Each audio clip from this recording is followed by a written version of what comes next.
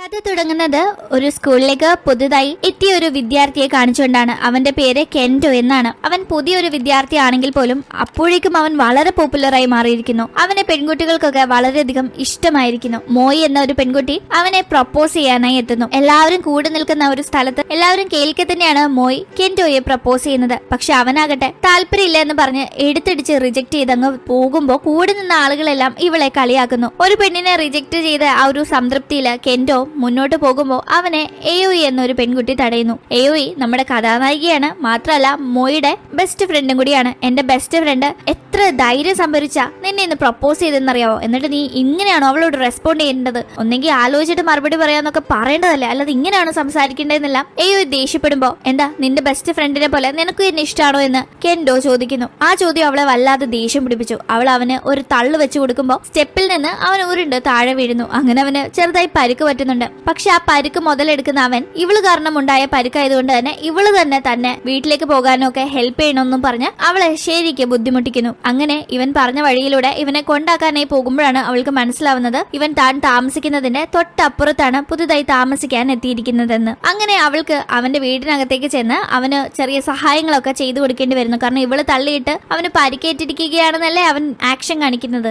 അവൾ അവന് വേണ്ടി കുക്ക് ചെയ്തുകൊണ്ട് നിൽക്കുമ്പോ ഇവൻ കുളിച്ച് റെഡിയായി ഷർട്ടൊന്നും ഇല്ലാതെ പെട്ടെന്ന് അവളുടെ അടുത്ത് വന്ന് നിൽക്കുന്നത് കാണുന്ന അവള് ഷോക്കാവുന്നു. അങ്ങനെ അവളുടെ ആ ഒരു അശ്രദ്ധയില് അവിടെ ഒരു തീപിടുത്തം ഉണ്ടാവുകയാണ്. തീ അണയ്ക്കാൻ സാധിച്ചെങ്കിലും അവിടെ ഇനി മെയിന്റനൻസ് വർക്കിന്റെ ആവശ്യമുണ്ട്. അതിന് ഏകദേശം ഒരാഴ്ചയോളം എടുക്കുമെന്ന് വീട്ടുടമ അറിയിച്ചതിനെ തുടർന്ന് ഇവിടെ നിന്ന് വർക്കിന് വേണ്ടി താമസം മാറേണ്ട അവസ്ഥയിലാണല്ലോ കെന്റോ. അവൻ തൊട്ടടുത്ത് താമസിക്കുന്ന ഈ തീപിടുത്തത്തിന് കാരണക്കാരിയായ എയോയുടെ വീട്ടിലേക്ക് താമസം മാറാനായി തീരുമാനിക്കുന്നു. അവൾക്ക് താല്പര്യമില്ലെങ്കിലും വേറെ വഴിയുണ്ടായിരുന്നില്ല. കാരണം ഇപ്പോൾ അവളുടെ വീട്ടിൽ അവൾ തനിയാണ് താമസിക്കുന്നത്. മാതാപിതാക്കള് ജോലി ആവശ്യത്തിനായി മറ്റൊരു സ്ഥലത്തേക്ക് താമസം മാറിയപ്പോൾ ഇവൾ ഈ സ്കൂളിൽ നിന്ന് പോകാതിരിക്കാനായി ഇവിടെ തന്നെ സ്റ്റേ ബാക്ക് ചെയ്യായിരുന്നു. അങ്ങനെ അവനെ മനസ്സിലാ മനസ്സോടെ അവൾ വീട്ടിലേക്ക് കൊണ്ടുവരുന്നു. അവന്റെ പെരുമാറ്റമൊക്കെ ഇവൾക്ക് വളരെ അനോയിങ് ആയിരുന്നുവെങ്കിലും അഡ്ജസ്റ്റ് ചെയ്യാൻ നോക്കുന്നു. പക്ഷെ രാത്രി പോലും ഇവൻ കൂർക്കം വലിക്കുന്നത് കാരണം അവൾക്ക് ഉറങ്ങാനായി കഴിഞ്ഞില്ല. അതുകൊണ്ട് രാവിലെ ലേറ്റ് ആയിട്ട് എണ്ണീറ്റ് നന്നായിട്ട് ഫുഡ് പോലും ഉണ്ടാക്കാൻ സാധിക്കാതെയാണ് സ്കൂളിലേക്ക് പോകേണ്ടി വന്നത്. ലഞ്ച് ടൈമില് ഇവളിങ്ങനെ പച്ചച്ചോറും ഒരു കുക്കുംബറും മാത്രം കഴിക്കാനായി കൊണ്ടുവന്നിരിക്കുന്നത് കണ്ട് മോയി എന്താ കാര്യം, എന്ത് പറ്റിയെന്നൊക്കെ തിരക്കുമ്പോൾ അവൾ ഒന്നും തന്നെ പറയുന്നില്ല. കാരണം മോയ്ക്ക്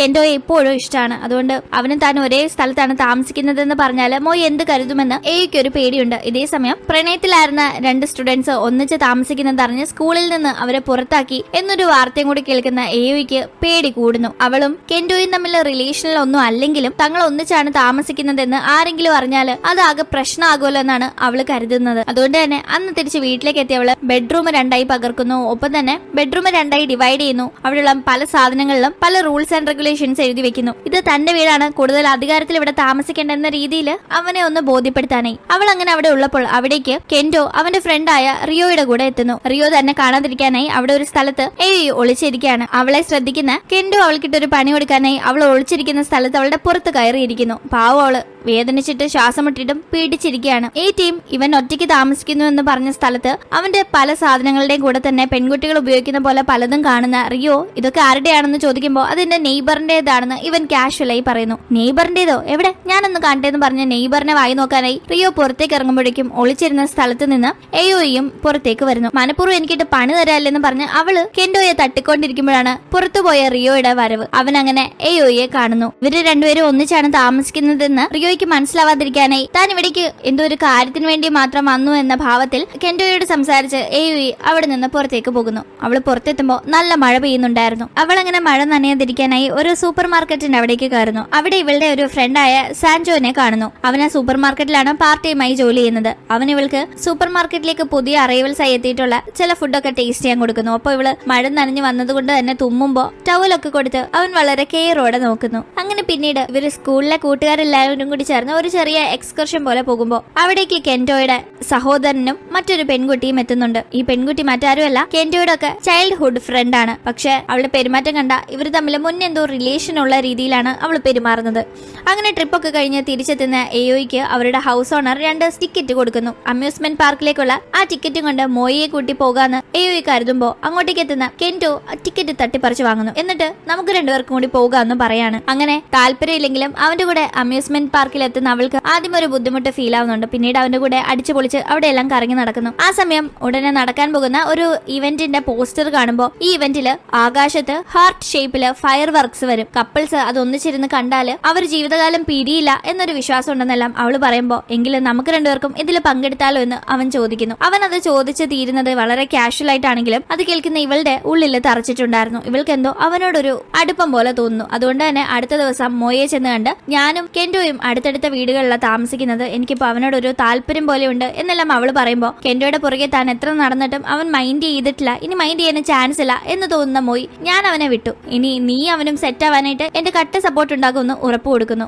അങ്ങനെ പിന്നീട് അടുത്ത ദിവസം കെന്റോയും എയോയും അവർ താമസിക്കുന്ന സ്ഥലത്തേക്ക് എത്തുമ്പോൾ അവിടെ കെന്റോയുടെ ആ ഒരു ഫ്രണ്ടിനെ കാണുന്നു. അവളുടെ പേര് ലിസ എന്നാണ്. ഇവരൊന്നിച്ചാണ് സ്റ്റേ ചെയ്യുന്നത് എന്ന് ഡൗട്ട് തോന്നുന്ന ലിസ എയോയെ തക്കത്തിന് കിട്ടുമ്പോ കെന്റോയുടെ അടുത്ത് നിന്ന് അകലം പാലിച്ചു നിന്നോ അത് നിനക്ക് നല്ലതെന്നല്ല ഭീഷണിപ്പെടുത്തുന്നുണ്ട്. അടുത്ത ദിവസം കെന്റോയുടെ സഹോദരനായ സോജുവിനെ കാണുന്ന എയോയി അവനോട് ലിസയും കെന്റോയും തമ്മിലുള്ള ബന്ധം എന്താണ് എന്നെല്ലാം ചോദിക്കുന്ന സമയം അവൻ അതിന് ഉത്തരം കൊടുക്കാതെ ഇവളെ കിസ് ചെയ്യുന്നു. ദേഷ്യം വരുന്ന ഇവൾ അവനെ അടിച്ച് അവിടെ നിന്ന് കരഞ്ഞു കൊണ്ടുവിടുന്നു. പിന്നീട് സോജു കെന്റോയെ കാണുമ്പോ അവനോട് എയോയെ പറ്റി പറയുന്നുണ്ട്. അവളെ കിസ് ചെയ്ത കാര്യം കൂടി ഇവൻ പറയുമ്പോ ദേഷ്യം വരുന്ന കെന്റോ തന്റെ സഹോദരനെ അടിക്കുകയാണ്. പിന്നീട് അവൻ നേരെ എയോയുടെ അടുത്ത് ചെന്ന് ആകെ വിഷമിച്ചിരിക്കുന്ന അവളെ സമാധാനിപ്പിക്കുന്നു. അവളുടെ കവിളിൽ ഒരു ഉമ്മ കൊടുത്ത ശേഷം മുന്നേ നടന്ന കാര്യങ്ങള് മറന്നു കളയാനായി ആവശ്യപ്പെടുന്നു. അങ്ങനെ ഇവർ വളരെ ഹാപ്പിയായി പിന്നീടുള്ള ദിവസങ്ങൾ ചെലവഴിക്കുന്നു. ആദ്യം ഇവനെ ഇഷ്ടമല്ലാതിരുന്ന എയോയ്ക്ക് ഇപ്പോൾ ഇവന്റെ കൂട്ട് വളരെയധികം ഇഷ്ടമാണ്. ഇവർ തമ്മിൽ ഇപ്പോൾ റിലേഷനിലാണെങ്കിലും തങ്ങൾ ഒന്നിച്ചാണ് സ്റ്റേ ചെയ്യുന്നത് എന്ന കാര്യം രഹസ്യമാക്കി വെക്കാൻ തന്നെയാണ് അവർ ശ്രമിക്കുന്നത്.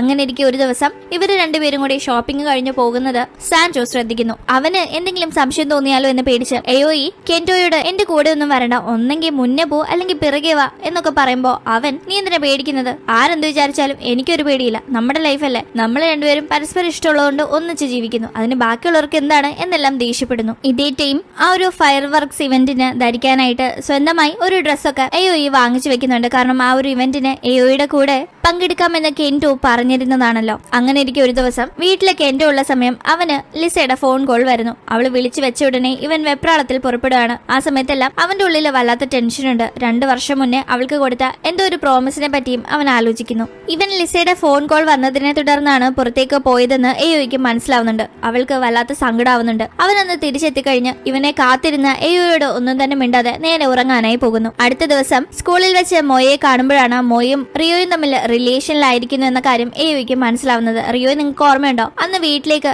കെന്റോയുടെ കൂടെ എത്തിയ ആ പയ്യൻ തന്നെ. റിയോ കെന്റോയുമായി വലിയ കൂട്ടായതുകൊണ്ട് തന്നെ അവനിൽ നിന്ന് ഇന്നാണ് കെന്റോയുടെ ബർത്ത്ഡേ എന്ന് അറിയുന്ന എയോയി വീട്ടിൽ ചെന്ന് അവന് വേണ്ടി ഒരുപാട് ഫുഡ് ഐറ്റംസ് തയ്യാറാക്കുന്നു. ആ കൂട്ടത്തിൽ നല്ലൊരു ബർത്ത്ഡേ കേക്കും ഉണ്ടായിരുന്നു. അവൾ അങ്ങനെ അവന്റെ വരവ് കാത്തിരിക്കുന്ന സമയം അവൾക്ക് ലിസയുടെ ഫോൺ കോൾ വരാണ്. നീ അവന്റെ ബർത്ത്ഡേക്ക് ഒരുങ്ങായിരിക്കല്ലേ, എല്ലാം വെറുതെയാ, അവൻ ഇന്ന് ആ വീട്ടിൽ നിന്ന് താമസം മാറ്റും, ഞാനും അവനും ഇനി ഒന്നിച്ചാ ജീവിക്കാൻ പോകുന്നതെന്നെല്ലാം പറഞ്ഞ് ലിസ ഫോൺ കോൾ കട്ട് ചെയ്യുമ്പോ എയോയ്ക്ക് ആകെ സങ്കടാവുന്നുണ്ട്. എന്താ ഇവളീ പറയുന്നത്, അങ്ങനെയൊക്കെ നടക്കുവോ, അങ്ങനെ നടക്കല്ലേന്ന് അവൾ പ്രാർത്ഥിക്കുന്നുണ്ട്.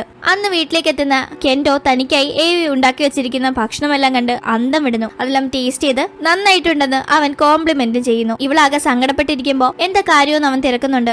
എന്നെ ഇട്ടിട്ട് പോവല്ലെന്ന് അവള് പറയുമ്പോ ഇവൻ പെട്ടെന്ന് അവളെ കിസ് ചെയ്യാൻ വരുന്നുണ്ടെങ്കിലും കിസ് ചെയ്യാതെ എഴുന്നേറ്റ് തന്റെ ലഗേജ് ഒക്കെ പാക്ക് ചെയ്ത് ഒന്നും മിണ്ടാതെ ഇറങ്ങുന്നു. ഇവളും പിറകെ പോകുന്നുണ്ട്. നല്ല മഴ പെയ്യുന്നുണ്ടായിരുന്നു ആ സമയത്ത്. അത് കാര്യമാക്കാതെ അവനെ തപ്പി നടക്കുന്ന അവൾ അവനെ കാണുമ്പോൾ ഓടി ചെന്ന് കെട്ടിപ്പിടിച്ച് എന്നെ ഇട്ടിട്ട് പോവരുത്, എനിക്ക് നിങ്ങളെ ഒരുപാട് ഇഷ്ടമാണെന്ന് പറയുന്നു. അത് കേൾക്കുന്ന അവൻ എനിക്ക് നിന്നോട് ഇഷ്ടക്കുറവൊന്നുമില്ല, പക്ഷെ എനിക്കിപ്പോ ഈ ഒരു റിലേഷൻ അങ്ങനെ ആക്സെപ്റ്റ് ചെയ്യാൻ കഴിയില്ല, ഞാൻ ആ ഒരു അവസ്ഥയിലാണെന്നും പറയുന്നു. അങ്ങനെ ഈ നടന്ന കാര്യങ്ങളെല്ലാം മോയോട് പറയുന്നു.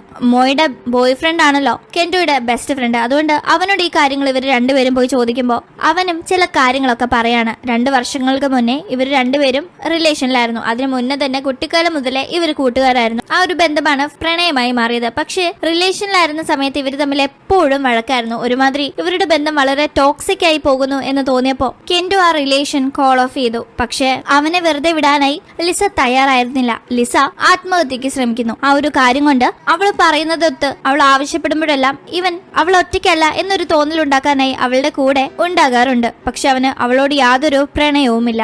അവളാണെങ്കിൽ ഇവനെ വിടാതെ ഒരു ഉടുമ്പിനെ പോലെ പിടിച്ചുകൊണ്ടിരിക്കുകയാണ്. അന്ന് അവൾക്ക് കൊടുത്ത് അവളെ വിഷമിപ്പിക്കുന്ന പോലെ ഇവനൊന്നും ചെയ്യില്ല എന്ന ആ ഒരു തീരുമാനം കൊണ്ടായിരിക്കാം ഇപ്പോൾ നിങ്ങൾ രണ്ടുപേരും ഒന്നിച്ചാണ് താമസിക്കുന്നതെന്ന് അറിഞ്ഞ് അവള് മാറാൻ പറഞ്ഞത് പ്രകാരം അവൻ മാറിയതെന്ന് റിയോ പറയുന്നു. എയോയ്ക്ക് എന്ത് പറയണമെന്ന് അറിയില്ല. അവൾ എന്തായാലും വളരെ വിഷമത്തിൽ അന്ന് തിരിച്ച് വീട്ടിലേക്ക് എത്തുമ്പോൾ അവിടെ അവൾക്കായി മുന്നേ കെന്റോ കാത്തു വെച്ചിരുന്ന ഒരു നെക്ലേസ് അവൾക്ക് കിട്ടുന്നു. അവള് വളരെ സങ്കടത്തോടെ അത് എടുത്ത് അണിയാണ്. ഇനി അവൻ തന്റെ അടുത്തേക്ക് തിരിച്ചു വരുമോ അത് തന്നെ പൂർണ്ണമായും ഉപേക്ഷിച്ചോ എന്നതൊന്നും തന്നെ അവൾക്ക് അറിയില്ലല്ലോ. അങ്ങനെ ആ ഒരു ഫയർ വർക്സിന്റെ പ്രോഗ്രാം ദിവസം വന്നെത്തുന്നു. ആ പ്രോഗ്രാമിന് മോയ് റിയോയുടെ കൂടെ പോകാനായി പ്ലാൻ ഇടാണ്. തന്റെ ബെസ്റ്റ് ഫ്രണ്ടായ എയോയി ഒരു പാർട്ട്ണർ ഇല്ലാതെ ഒറ്റയ്ക്കായല്ലോ എന്ന ആ ഒരു സങ്കടത്തിൽ സാൻജോയെ ചെന്ന് കണ്ട് എയുടെ കൂടെ ഡേറ്റിന് പോകാമോ എന്ന് മോയ് ചോദിക്കുമ്പോൾ സാൻജോ സമ്മതിക്കുന്നു. പക്ഷെ എയോയ്ക്ക് താല്പര്യമില്ലെങ്കിലും മോയുടെ നിർബന്ധപ്രകാരം അവൾക്കും സമ്മതിക്കേണ്ടി വരാണ്. അവൾ എന്തായാലും ആ ഒരു പ്രോഗ്രാമിന് പോകണമെന്ന് ഒരുപാട് ആഗ്രഹിച്ചിരുന്നതാണ്. അതിനുവേണ്ടി ഡ്രസ്സും ഒക്കെ എടുത്തതാണല്ലോ. അവളിങ്ങനെ ആ ദിവസം റെഡിയായി സാൻജോന്റെ കൂടെ അങ്ങോട്ടേക്ക് പുറപ്പെടുന്നു. ഇതേ സമയം ഈ കാര്യം അറിയുന്ന റിയോ തന്റെ കൂട്ടുകാരനായ കെന്റോയ്ക്ക് ഇപ്പോഴും എയോയെ ഇഷ്ടമാണെന്ന് അറിയാവുന്നതുകൊണ്ട് മോയെയും കൂട്ടി കെന്റോ ഉള്ള സ്ഥലത്തേക്ക് ചെല്ലുന്നു. അവിടെ നീ ഇങ്ങനെ ശോകമായിട്ടിരിക്കരുത്, നീ എയുടെ കൂടെ ഉള്ള സമയത്ത് എത്രത്തോളം ഹാപ്പി ആയിരുന്നു ആ ഒരു ഹാപ്പിനെസ് നിന്റെ ജീവിതത്തിലേക്ക് നീ തിരിച്ചു കൊണ്ടുവരണം. മറ്റൊരു പെൺകുട്ടിക്ക് വേണ്ടി നീ ആ ഹാപ്പിനെസ് ഇല്ലാതാക്കരുത് എന്നെല്ലാം പറയുന്നവൻ